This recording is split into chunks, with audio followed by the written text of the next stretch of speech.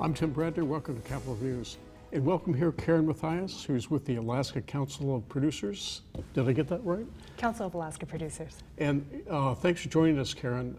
Tell us, what is the council? It represents the major mining companies, but how does it differ from the Alaska Miners Association? Sure. Well, the council was established in 1992, so it's been around for a while. But the Alaska Mining Association is a little better known because it's a broader group of companies. It covers all aspects of the mining industry, from coal to sand and gravel, exploration, hard rock mining, placer mining. The Council of Alaska Producers, on the other hand, is a much smaller group based of the large producing metal mines, of which there are 5 in Alaska, and then some of the advanced metal projects as well. Karen, I have heard people comment that the mining companies don't pay the kind of taxes or revenues to the state government that oil does. Well, there's no industry in Alaska that pays the kind of levels that oil does. That's true. That's correct. But I've also, I think a lot of people don't appreciate the number of people, the number of good jobs, particularly the large mines that you represent, creates in a community, the tax base. And maybe you could talk a little bit about the industry's role just in creating jobs. Sure. We like to say that mining has a regional impact that for the cities or boroughs that they're in, they're equivalent to the way the oil industry is for the state, in that they're sometimes the largest taxpayer, and they provide sometimes hundreds of jobs. So if you take, for example, Red Dog up in northwestern Alaska, more than 600 jobs, more than half of the employees are NANA shareholders, and they are through their payment in lieu of taxes, they're the largest taxpayer in the region. The full number of jobs provided by the industry in Alaska is 4,500. And those are not just any jobs, they're really good paying, mostly year-round family supporting jobs. The average salary is just over $100,000 a year. So if you live in Healy or Delta Junction, or even here in Juneau, where many people don't realize we have 2 large mines not too far away. Greens Creek's 18 miles south of here on Admiralty Island, and then Kensington is an underground gold mine not too far away either. They're providing hundreds of jobs for people who live right here in Juneau and also elsewhere in Southeast and in the state. One of the things that's always amazed me too about the mining industry is how the industry sort of reinvents itself. A mine, once it gets into operation, it has at the beginning you always hear about a 20-year mine life.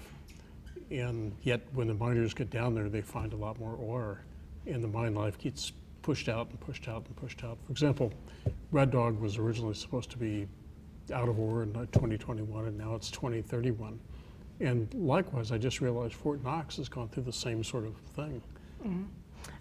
Fort Knox actually just had a real milestone. They were originally expected to produce about 4 million ounces of gold, and just this last year they produced their 8th millionth ounce. So double the amount that was expected.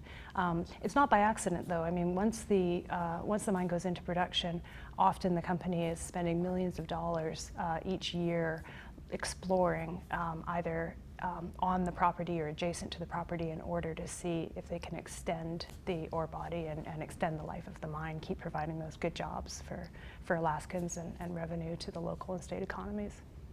And also, there's new technology that plays into this. Mm-hmm. Similar to the petroleum industry. I think in the case of Fort Knox, the heap leach was just revolutionary in the way that was done. Nobody ever thought that you could do a heap leach, which is a chemical process in an Arctic environment. Mm-hmm.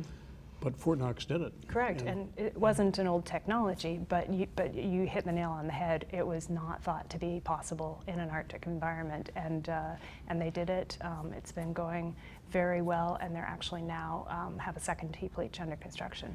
Yeah, and it's proven to be a safe technology too. Mm-hmm. Yeah.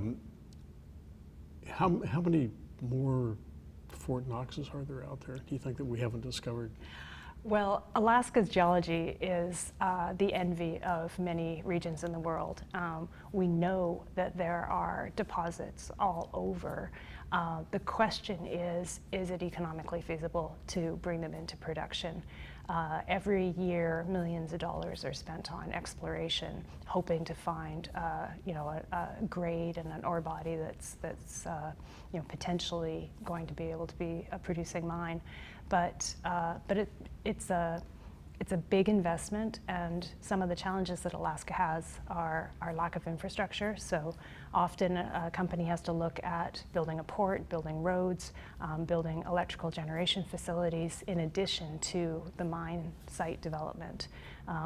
In another jurisdiction like Nevada, a deposit might be close to the rail system, very close to the electricity grid, and it's just a very different type of development when you don't have those additional mega projects that you're looking at, like we are here in Alaska, just because of our lack of infrastructure, and then our colder climate causes challenges as well. So the deposits are there, but when and how and if they will be developed is anybody's guess.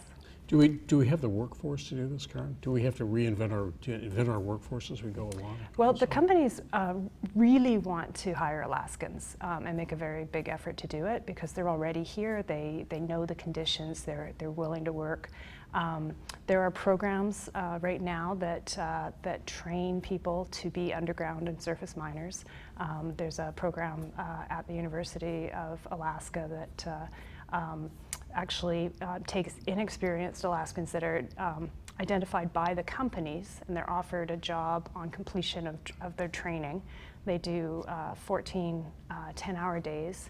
Not only do they learn sort of hands-on equipment operation, but they also learn a lot of the safety skills that are necessary to work either underground or above ground, and some of the soft skills. They have an incredibly successful hire rate and retention rate after they finish the course. So we certainly want to ensure that Alaskans have the opportunity to get the training they need to do those jobs. Well, that plays into a real cost advantage too, because turnover creates a huge cost for an operation. So anything you can do to reduce that really helps the bottom line. Right. Well, Karen, we're out of time. Thank you for joining us. It's been interesting. And I'm Tim Bradner with Capital Views. Thanks for joining us. Thank you.